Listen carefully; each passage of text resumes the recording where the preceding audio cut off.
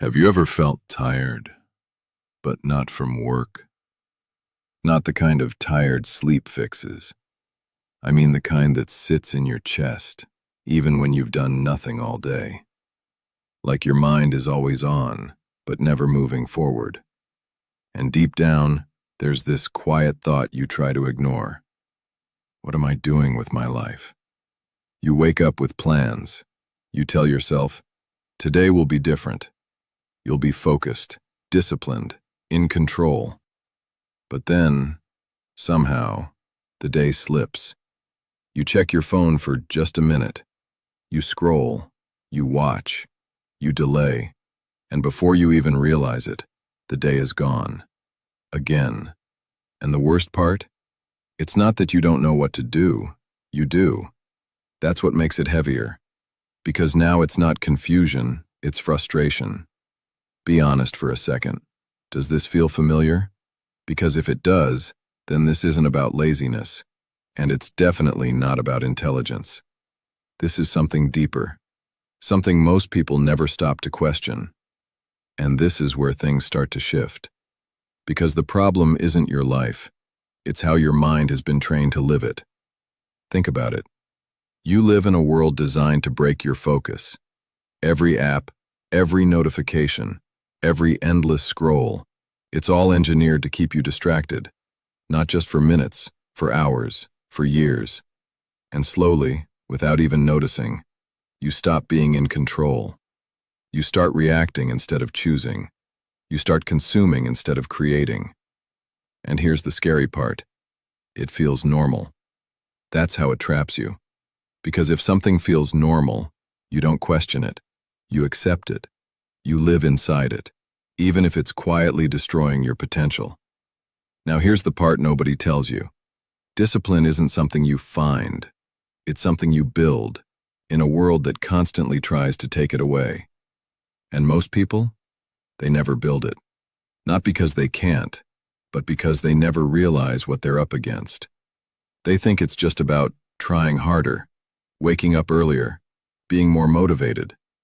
But motivation fades, every time. You felt that, right? That burst of energy, that new beginning feeling. And then, a few days later, it's gone. So what happens? You blame yourself. You think, maybe I'm just not consistent. I start things, but I don't finish. And over time, that thought becomes your identity. You stop seeing yourself as someone who can change. You start seeing yourself as someone who always falls back. And that belief? That's what keeps you stuck. Not your habits, not your routine, your identity. Let that sink in for a second, because this changes everything. You don't rise to your goals, you fall to your identity. So if deep down you believe you're distracted, you'll always find a way back to distraction. If you believe you lack discipline, you'll keep proving it to yourself. Not consciously, but through small daily choices. And that's where the real problem lives. Not in what you do once, but in what you keep repeating, over and over. Now here's the uncomfortable question. Why do you keep choosing what hurts you? Why do you go back to the same distractions, even when you know they're holding you back? Why do you delay the things that actually matter? Most people don't even want to answer that, because the answer forces you to take responsibility. And responsibility is heavy, but it's also powerful. Because the moment you see the pattern, you can break it. And that's when everything begins to change. But here's where it gets real. Breaking the pattern isn't easy, because your brain doesn't want change. It wants comfort. It wants what's familiar. Even if what's familiar is keeping you stuck. So every time you try to focus, every time you try to improve, there's resistance. You feel it. That urge to check your phone. That voice that says, you can do it later. That tiny pull back to comfort. It's subtle, but it's strong. And if you don't understand it, it controls you. Quietly, consistently, until years pass and you're still in the same place. Same habits, same distractions, same thoughts, just older. And that realization, that's the one that hits the hardest. Because time is the one thing you don't get back. So the real question isn't, can you change? You can. The real question is, when will you decide that staying the same is no longer acceptable? Think about that. Not tomorrow, not someday. Now. Because this next part, this is where everything starts to shift in a way most people never experience. There's a moment, quiet, almost invisible, where everything begins to change. It doesn't look dramatic. There's no big breakthrough, no sudden burst of motivation, just a small, uncomfortable awareness. I can't keep living like this. And at first, you try to ignore it. You distract yourself. You tell yourself it's not that serious. Everyone procrastinates. I'll figure it out later. But that thought, it doesn't go away. It lingers. In the background, while you scroll, while you delay, while you pretend everything's fine. And then one day, it hits a little harder. You realize you're not just wasting time. You're wasting yourself, your energy, your focus, your potential. And that's when it gets real. Because now, you see it. You see the pattern. The same loop. Wake up. Plan. Delay. Escape. Regret. Repeat. And here's the part most people avoid. You've been here before. You've had this realization before. So why didn't anything change? Why does it keep repeating? Think about that for a second. Because the answer isn't what you expect. It's not that you didn't try hard enough. It's not that you lacked discipline. It's that you tried to fix your actions without changing your environment. And your environment, it's shaping you more than you think. Your phone, your room, your habits, the people around you, the content you consume, all of it is quietly influencing your behavior every single day. So even if you try to be disciplined, you're fighting against a system that's designed to pull you back. And eventually, it wins. Not because you're weak, but because you didn't change the battlefield. Now here's where it shifts. Discipline isn't about forcing yourself to do hard things. It's about making it easier to do the right things and harder to do the wrong ones. Simple, but powerful. And almost. Nobody applies it. Let me explain. If your phone is always next to you, you will check it, not because you lack control, but because it's there. If distractions are one tap away, you will drift. If your environment is built for comfort, you will choose comfort every time. So instead of asking, how do I become more disciplined? Ask something better. How do I make distraction harder? That question alone can change everything. But here's the catch. It requires action. Real action. Not thinking. Not planning. Changing, physically. And this is where most people hesitate, because it feels extreme, uncomfortable, inconvenient. Like putting your phone in another room, turning off notifications, blocking apps, sitting in silence, doing one thing at a time. No switching. No escaping. Just focus. Sounds simple. But try it. You'll feel it immediately. That resistance. That urge to go back. That's your current identity fighting to survive. And this is where most people quit, because they think, if it feels this hard, maybe it's not for me. But that's not true. It feels hard because it's new, because your brain isn't used to it, because for the first time, you're taking control. Let that sink in, because control, real control, feels uncomfortable at first. Now here's a thought most people don't say out loud. I know what I should be doing, so why am I not doing it? If you've ever thought that, you're not alone. I used to think the same thing, like something was wrong with me, like I was broken in some way. But here's what I eventually realized. You're not broken, you're just conditioned. Conditioned to seek easy dopamine, conditioned to avoid discomfort, conditioned to choose short-term relief over long-term growth. And once you see that, you stop blaming yourself. And you start rebuilding yourself. Big difference, because blame keeps you stuck. But awareness, that gives you power. And that's when something shifts inside you, not overnight, but gradually. You start noticing your choices. You catch yourself before the scroll, before the delay, before the escape, and for the first time, you pause. That pause, it's small, but it's everything. Because in that pause, you have a choice. Go back to comfort, or step into control. Most people don't even reach that moment, but you're here now. So let me ask you something. Which one are you choosing right now? Comfort or control? Because this next part, this is where your identity starts to change. And once that happens, everything else follows. That moment, where you choose between comfort and control.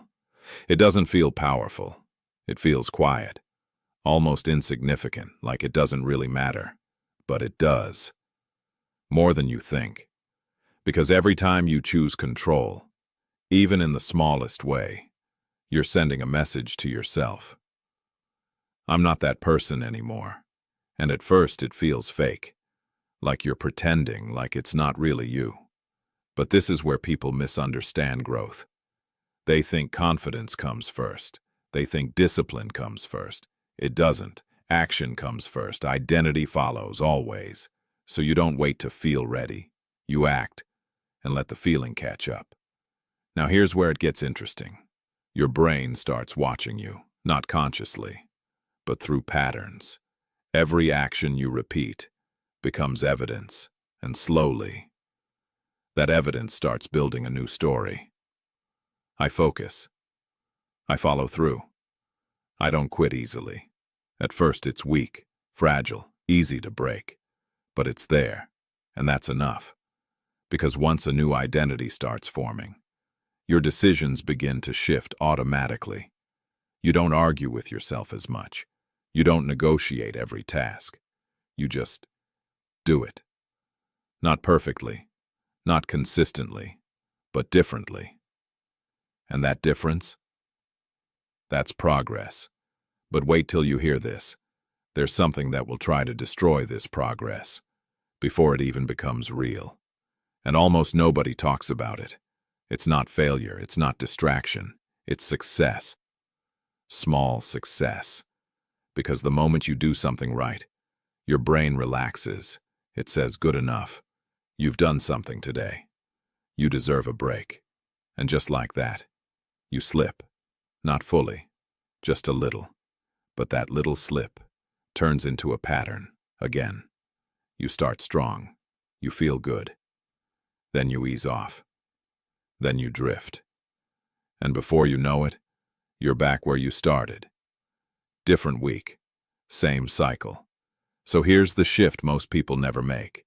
You don't reward yourself with comfort. You reward yourself with consistency. Let that land. Because if every small win leads to distraction, you'll never build momentum. And momentum? That's where real change lives. Now think about this. Why do some people seem naturally disciplined? Like they just do what needs to be done. No drama, no struggle, no overthinking. It's not talent, it's not genetics, it's standards. They've set a baseline for themselves, a level they don't drop below, no matter how they feel. And that's the part most people avoid, because setting standards means you lose the option to negotiate with yourself. You can't say, I don't feel like it today. You can't say, I'll do it later, because later isn't part of the standard, and yeah. That sounds intense, but ask yourself this. Is your current way working? Is the constant delay, the inconsistency, the frustration, is that working? Or are you just used to it? Because there's a difference, a big one. Now here's a quiet truth. You don't need a perfect system. You need a non-negotiable one, something simple, clear, repeatable. Like, you sit down to work at a certain time, no matter what. You remove distractions before you start. Every time, you finish what you planned, even if it's not perfect. That's it. Not complicated, but not optional. And this is where your life starts to change in a way you can actually feel. not in a motivational way, in a real, grounded way. You start trusting yourself again. And that feeling? It's rare, because for a long time, you've been breaking your own promises, saying you'll do something, and not doing it over and over. So your self-trust drops, quietly, until you don't even notice it's gone. But now, you're rebuilding it, one action at a time. And here's the part most people won't admit. That feels emotional.